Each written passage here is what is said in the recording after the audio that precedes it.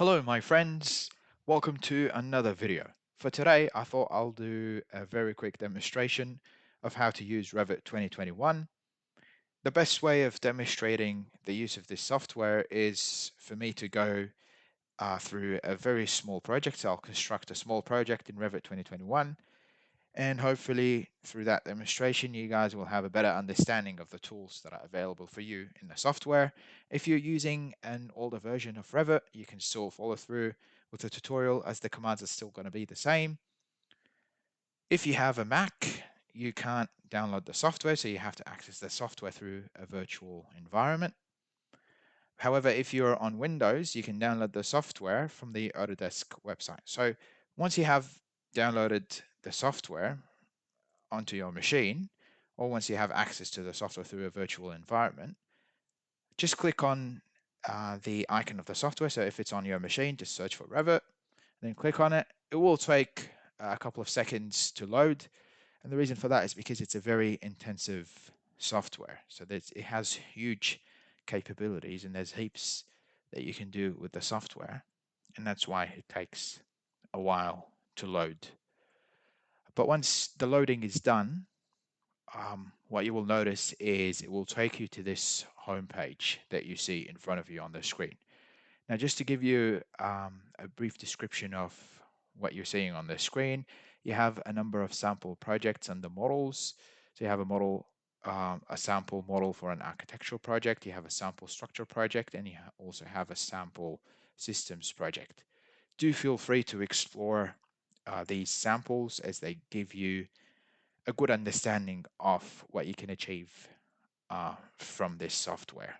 The other important thing is the samples for families. Now, families in Revit, they refer to these custom components that you can actually build for specific projects. So an example would be if you have a specific truss system that you need to install for a particular project, you can design that truss system as a family in Revit, and then you can load it into your project in Revit. For today, we need to build this very small house or a granny flat. And to do so, the first thing that you need to do is you need, on the left-hand side, you need to click on New, and then you need to select the metric architectural template as your template file. Now, of course, we could still we could still build the model in the metric structural template, but because I want to focus on mostly architectural components of the model, I'm gonna click on the architectural template. Before you click OK, make sure that it is a new project that you're creating, not a project template. So once you have that, just click on OK. Again, it will take a couple of seconds to load. And once you see this white workspace in front of you, that's how you know that we are ready to start. Now, just a brief explanation of the interface. In the middle, we have the workspace, and this provides a view of the model. So in this instance, the view is level 1. And if you look on the left-hand side beneath floor plans, you see that level 1 is in bold. So it tells you that this is the view that's currently engaged in the workspace. If I wanted to have a look on my on a floor plan that's corresponding to level 2, what I'll do is I just double click on level 2 and a new view would pop up, and you can see that it's called level 2. Likewise with elevations, if you click on any of the elevations, you will see the levels that are defined for your elevations or for the project. So that was sort of the workspace in the middle and the project browser that allows you to access these views. On the left-hand side as well, at the top over here, you can see there's a properties palette, and that gives you a number of options. Say, for instance, you can change the scale of your of the view. You also have several options when it comes to display model, detail level, etc. When you have components placed in the project, you'll also be able to play around with their properties, and you can do that from that properties palette.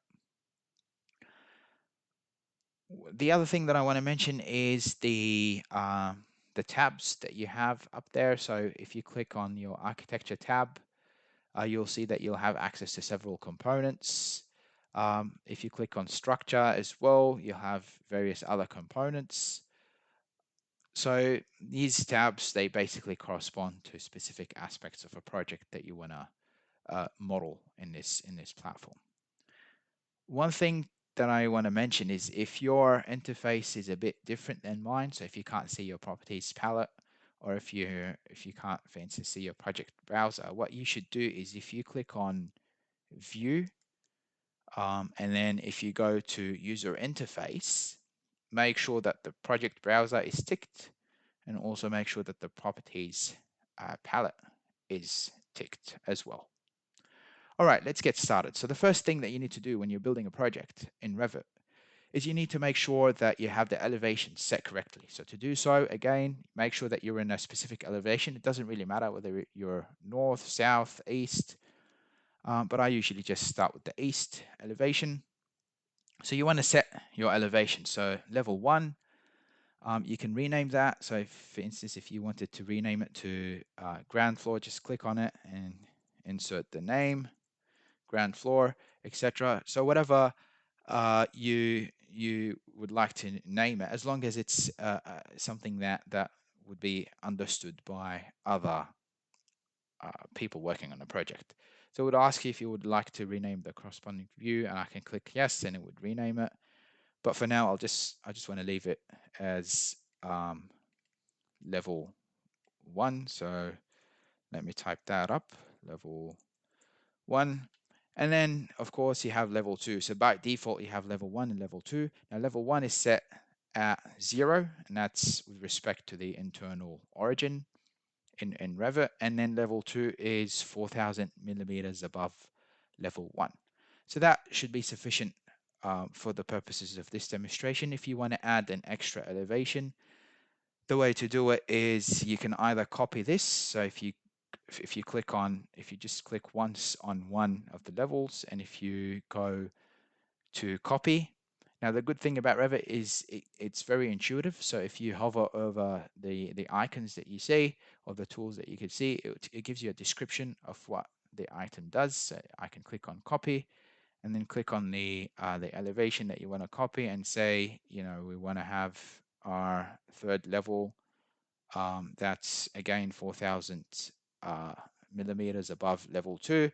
So make sure that the distance that you see in front of you is 4,000, and then just click there, and it will give you the measure of the distance from the origin. So that's 8,000 from the very bottom. So that's how you would insert these elevations. So once you're happy with your elevations, I'm going to just delete that by clicking on it and then pressing delete. But once you're happy with your elevations, you can move on to actually building this project. So let's go to level 1. Now, the first step that I usually do in any project is I insert a set of grid lines, and these act as guidelines when I'm developing the project. So not necessarily important when you have a small project such as the one that we're going to construct today, but if you're talking about massive residential units, let's say for instance, so we have an apartment complex, it becomes really important to make sure that you reference everything, and you do so through having a grid. So if you go to architecture, if you click on the architecture tab, and then at the very end over here you can see grid, and it will allow you to insert a number of grids. So let's insert 2 grids. So our first grid, and you can see there's a number associated with it. It's number 1. Make sure it's vertical, 90 degrees angle, and then just click once, and it will insert the grid for you. We could do the same as well for the second grid. So if we want that grid to be, let's say, 8,000 millimeters away from this first grid line, just click over here, and then one single click, and you have the 2 grid lines in the vertical direction. Now, if I want to insert grid lines in the horizontal direction, I can still do that. So just click once to start drawing the grid line, and then click another time to end the final position of the grid.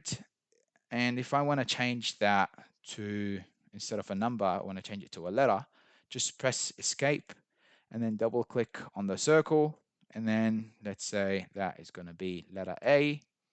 So that's our first horizontal grid line. And then if I want to insert another one, I could either go to architecture and click again on grid, or I can copy what I already have. So I can copy this grid line, and the way to do that is if you could click on modify grids, and if you click on copy, I can just click on the one that I want to copy. So starting point from here, and then I want to go, let's say 10,000 mils away from the first grid line, and then just click once, and it will insert automatically another grid for you, and it will label that consecutively. So now we've got our second grid line, our second horizontal grid line, and it's labeled as B. So that was a very straightforward step, or a very straightforward procedure. What you want to always make sure of is that you have these grid lines in the middle. So to do so, if you click just one click at the top corner over here, so I'm talking about the left-hand click on the mouse, and if you sort of cover the full grid lines, you'll notice that you can select all of them. Now I've also selected one of the views, but it doesn't really matter, so I can just shift that a bit so that it's in the middle.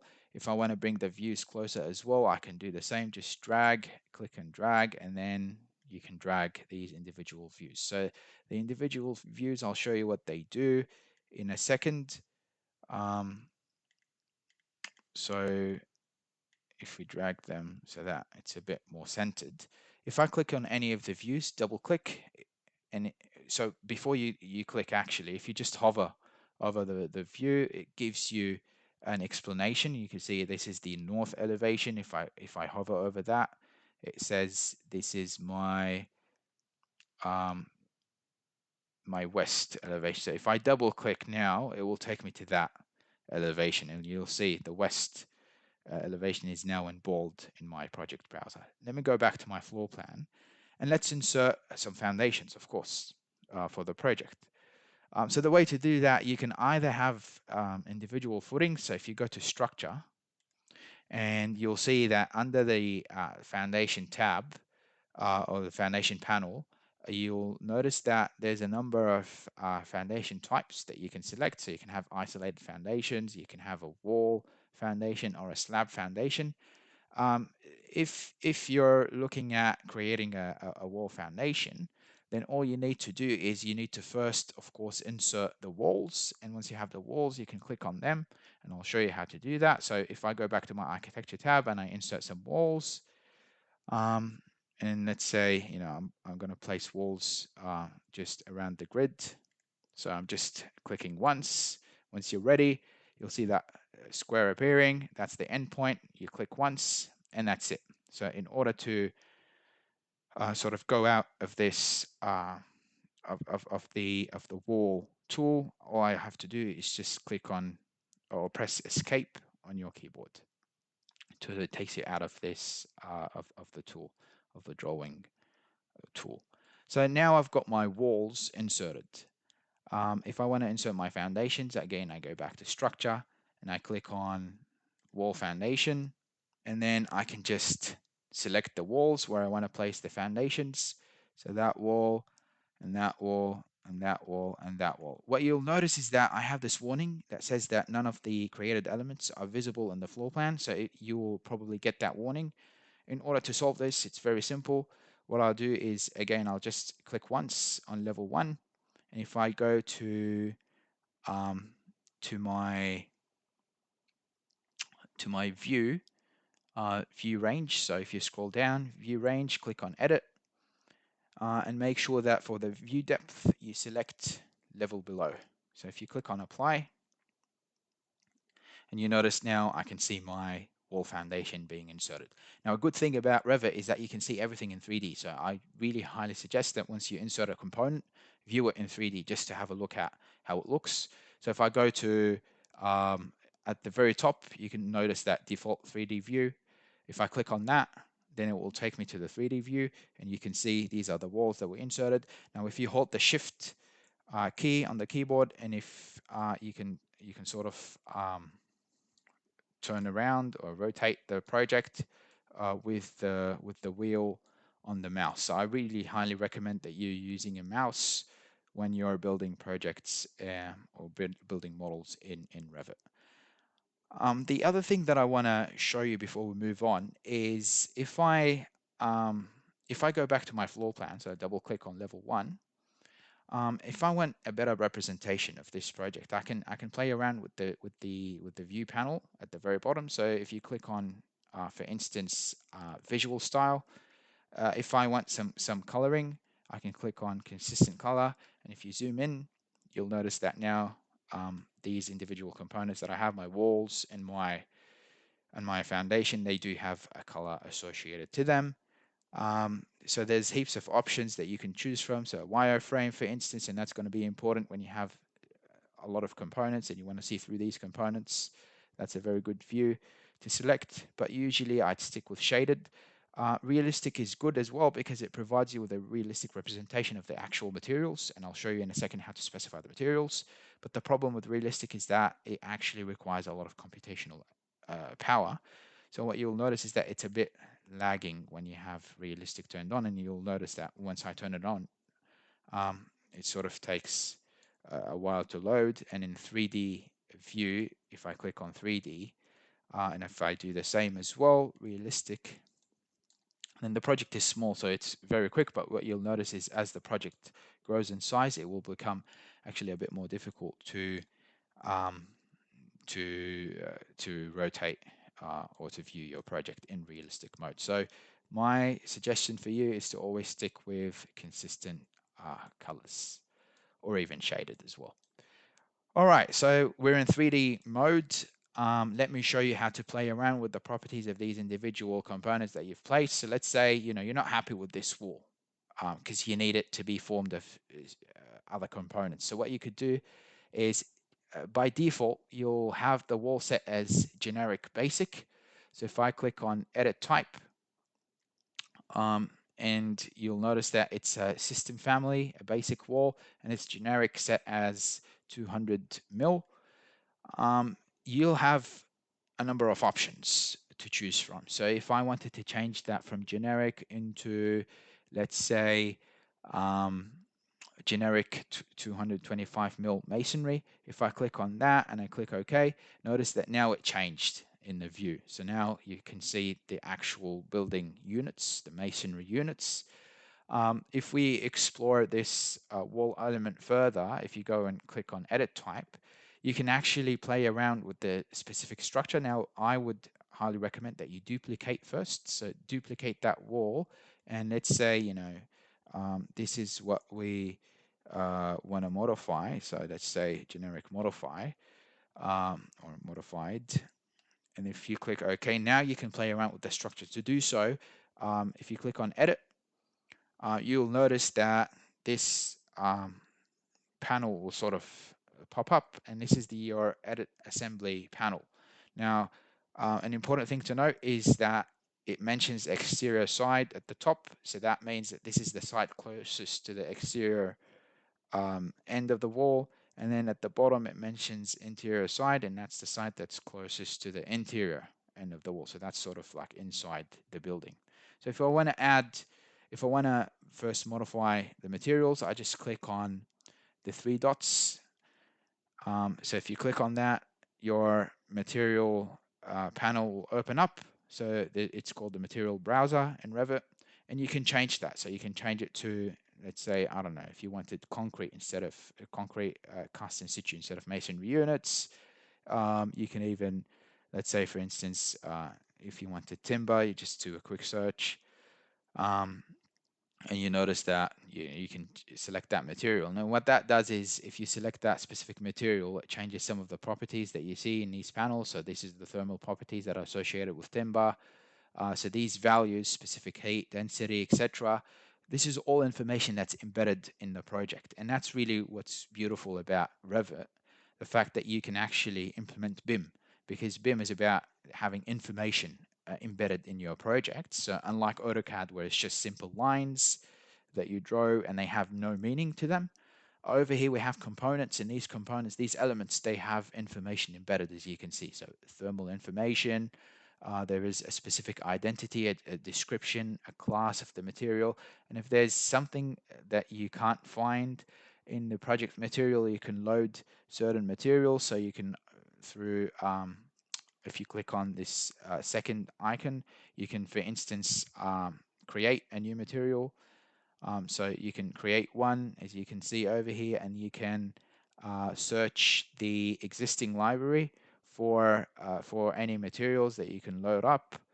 Um, the other thing that you could do is, if you click on this asset browser at the very sort of like the last icon at the bottom, so it opens up the asset browser, and over here you have a lot of materials that you can select from. So if for my default material, I can, if I wanted to apply, say for instance, aluminium, I just double click on that, and automatically my default material now is updating with information about this aluminium mesh. And that's what's really beautiful. You have heaps of stuff that you can customize about each and every individual element that you have in your project. So you see the appearance is updated, and that's going to be important, say for instance, for architects when they render the projects towards the very end. But for us, what's going to be important is just selecting the right materials for the right components. So if you just play around a bit with the material selections, again, what I did was I just clicked on the three dots, and then I was able to select different materials. If I want to create a new material, you just click on create new material. If you have a specific material that's loaded somewhere and saved, you can open up that material by clicking on open existing library if you have it saved there. If you're looking for a material that's not available over here, then do check out the asset browser, and from there you can probably select a specific material type. Okay, so that was sort of it for what I wanted to discuss about the choice of materials. What the other thing that I could do is I could add additional layers of the wall. So over here I just have one layer, which is my structure layer. If I want to add, let's say for instance, a paint layer, or maybe let's say plasterboard. So I could do that by clicking on insert, and you'll notice that a new row has been inserted. So if I move that down, because if I want the plasterboard to be on the inside, I have to make sure that this row is sort of moved towards my interior side. That's what I just did. I moved it down. And if I then select that as a finish, so let's say this is finish 1, and if I click on the material in order to select a specific material for it, so if you search for plasterboard, you won't have anything labeled as plasterboard, but we do have gypsum wallboard, which is exactly the same. So if I just click on that and click OK, then that material is assigned for this specific layer in my wall. I can choose a particular thickness, so typically, maybe 12.5 mil. So if you type that up, and if you click on preview, it shows you that this line, this new red line, has been created. Notice if I delete that, it disappears. If I insert a new layer, and if I make that as a finish, and if I want to move it down so that it's closer to the interior side, because I want that plasterboard to be on the inside of the wall towards the inside of the project, in the inside of the house, and then click on the material, choose plasterboard, which is gypsum wallboard over here, and then let's say that's 12.5, and notice that it automatically updates. If I change the thickness, you will notice that it updates as well in the preview. So if I make that as 50, for instance, and you notice that this thickness has increased in the preview. But let's just stick with something realistic, which is 12.5 mil.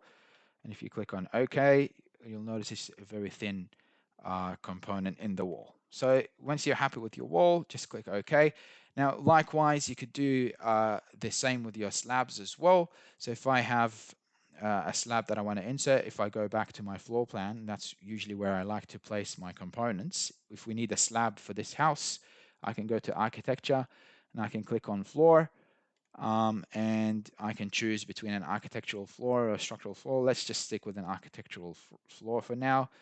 And you can draw your slab So you're using these tools. So if you want to draw out the slab, just click on the line tool and then draw it all around, let's say, this the walls or the foundations. And once you're happy with the shape of it, just click on the tick and you'll notice that now we have a slab. So again, the important thing is to always check in 3D. If I click on 3D, you'll notice that now I have a slab inserted. Um, Now, the important thing to note is that you have to make sure that the reference for each component that you place is set correctly. And to do so, just click once and any component that you want to set its reference. And if you scroll up in the properties panel, the location line, so the location of this wall, it says it's wall center line. You have heaps of options that you can choose from. Do explore and see how that will impact on the visuals, especially in the floor plan. But what I'm interested in is actually the base constraint. So the base of it lies on level 1, which is really good. Notice that if I chose the base to lie on level 2, and if I click on apply, you'll notice that this wall jumps one level up, which is something that we don't want. So to go back, again, one click on the wall, and then take the base to level 1. The other important constraint is the top constraint. So we want the constraint to just go to level 2. So if I click on level 2, and you'll notice that it will now drop, and you've seen the wall now in height has dropped down to level 2, and level 2 was defined in my elevation, remember, at the start of the project. I should do the same for all the walls, so make sure it's not unconnected, but you've chosen level 2. Again, do the same for this wall and do the same for that wall. So I could do the same as well with the other components. So sometimes when you have components close to one another and you're not really sure which one to select, just use the tab button on the keyboard. So if you click on tab, it will sort of it will highlight the specific element that you want. I want the structural foundation. So if I click on structural foundation, it says that in terms of so if you click on the floor, say for instance, let's do it for the floor, and if I want to change the constraint as well, I can place the floor on level 1, or if I click on level 2, the floor is going to move up, and you see how it has moved up. But I really don't want that. I want it to be on level 1 because that's my bottom floor. And if I want to elevate the floor a bit so that it's above the foundations that I inserted, I can specify a specific offset. So let's say your offset can be maybe 50 mil. So if you click on 50 and you click on OK, and you'll notice that this has updated in terms of the slab being offset. I can change that. I can make it say for 200, and notice now how my slab has increased. It has shifted up in height. So it's still the same thickness. The only thing that happened was it's now shifted up by 200 mil with respect to level 1. So if I go to my elevation, I look at level 1, and you'll notice that it's a bit above, which is not really what we want. We want it to lie exactly on the foundation, so we can drag it a bit down. So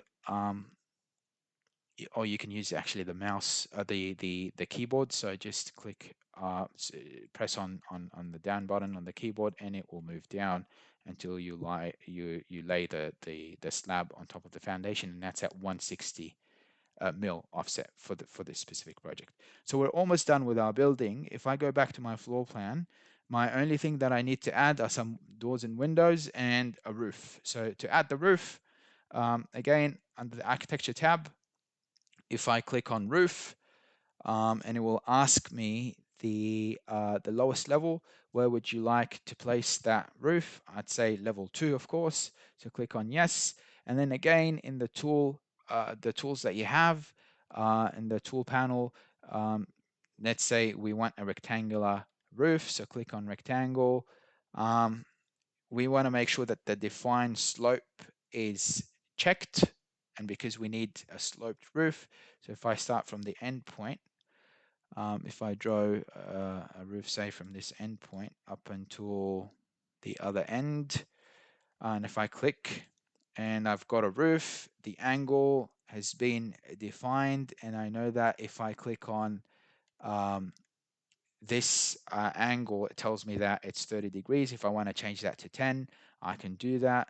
For this demonstration, I'll just leave it as 30. If I want to change the angle of just one side, I can do that as well. All I have to do is just click on um, one of these angles, and if I do that, then my shape will visually, it will automatically be reflected, especially if I look in my 3D. So let's have a look at the project now in 3D. If I click on 3D, on the 3D view, notice that there's still nothing, and that's because I'm still in drawing mode, and that's an issue that a lot of people experience. They get trapped in this mode.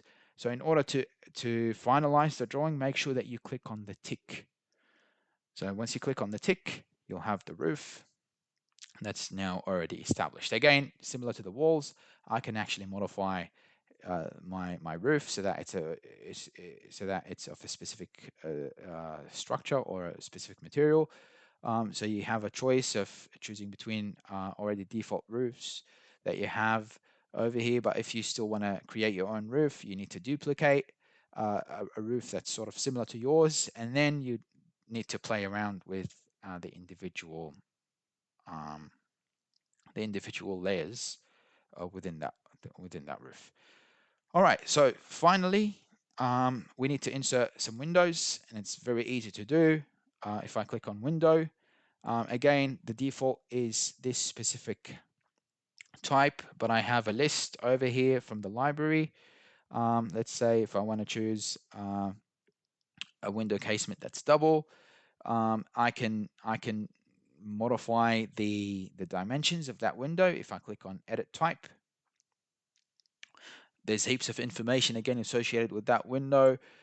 So yeah, if you just go through these specific parameters, you'll see all this information that's related to the window. But if I want to modify that, I can do so. If I play around with these dimensions over here, before you do so, I would again suggest that you duplicate, because you don't want to be playing around with the actual window that's there by default. You want to make a duplicate. And once you duplicate that default, then you can play around with the measurements. And then at the very end, make sure that you rename your window so that it reflects, so that these dimensions that you've placed reflect with the actual name. So for instance, if we do a quick example, if I duplicate that and I just say it's duplicate type A, let's say for instance, window, and then I want to play around with the measures over here. I want to make it 1400, let's say. And then once I change that, I can click on rename, and I could say, okay, this is going to be 1400 by, let's say, 1500, based on the width and the height. And if you click on OK, that's the new sort of modified window now. If you press OK, you can position your window and make sure that the window opens towards the outside. So I can click on the walls. Notice that if I try to place a window in the middle in the slab, it wouldn't allow me to. So the window has to be placed on a wall component. I can place another window here. I can place a window on the other side. So you can place as many windows as you want. And if we look at our project now in 3D, you'll see that we have windows all around. You can again play with the height. And you can do so by specifying the actual level. So if I set that as level 2, it won't allow me to do that because level 2 is the roof and it has to be on a wall. The other thing that you could do is you could sort of use the keyboard, and you can shift it up and down using your keyboard buttons. All right, so after we have our windows, the final thing that we want to do is we want to have a door to gain access to the building. And the way we do that, we just click on door. We have a set of doors that we can choose from by default from the library, or as I always mention, for the components, you can edit the type, so you can duplicate that. You can create a new sort of type, a new type of door. You can play around with the dimensions. Once you're ready, you need to place a door, and again, the door has to be placed on a wall component. So I've inserted the door. Let's have a look at it in 3D. So if I click on 3D, I'll notice that now I've got a door inserted. So that was the basics of using Revit 2021. The one last point that I want to mention is, let's say, for instance, if you want to add dimensions to this to the floor plan. So the way you do that is very simple. If you click on Modify, on the Modify tab, and if you go on Align Dimension, so if you click on that, it will tell you to save the project. So make sure that you always save your project. And if I make sure that you're in a shaded or a consistent color visual, so let's say, for instance, we want to measure it from the center line. You can measure it from the end of the wall by clicking on the tab button until that's highlighted in blue. And then let's say from to the other end of the wall, and I want to insert a measure. So you just click once wherever you want to place your measure, and it gives you your measure in millimeters. Now, how do you know that it's in millimeters? And that's a very important question.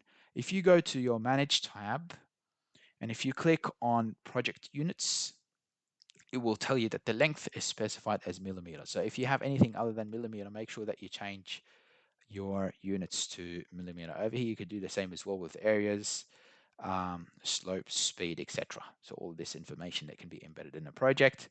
What else do I want to show you? I can create a sheet, say for instance for documentation. So right click and click on New Sheet, and then hit OK. And then if I want to drag that floor plan that I just created, so all I have to do is just drag the floor plan onto the sheet. And you can insert it in the middle, and notice that now you have some sort of documentation. If you double click, you can change. You can change various aspects of the actual view, so you can modify certain elements. Now, if you wanna escape that view, you have to right click, and you've got to make sure that you deactivate the view so that you're able to navigate your way and have a look at the documentation sheet that you produced. The scale as well can be changed. So if you just click once on your on the viewport, you can modify the scale from the left hand side, as you can see over here. So that was it for the project. I hope that this video has helped you understand how Revit actually works. Please do check out my other videos on YouTube.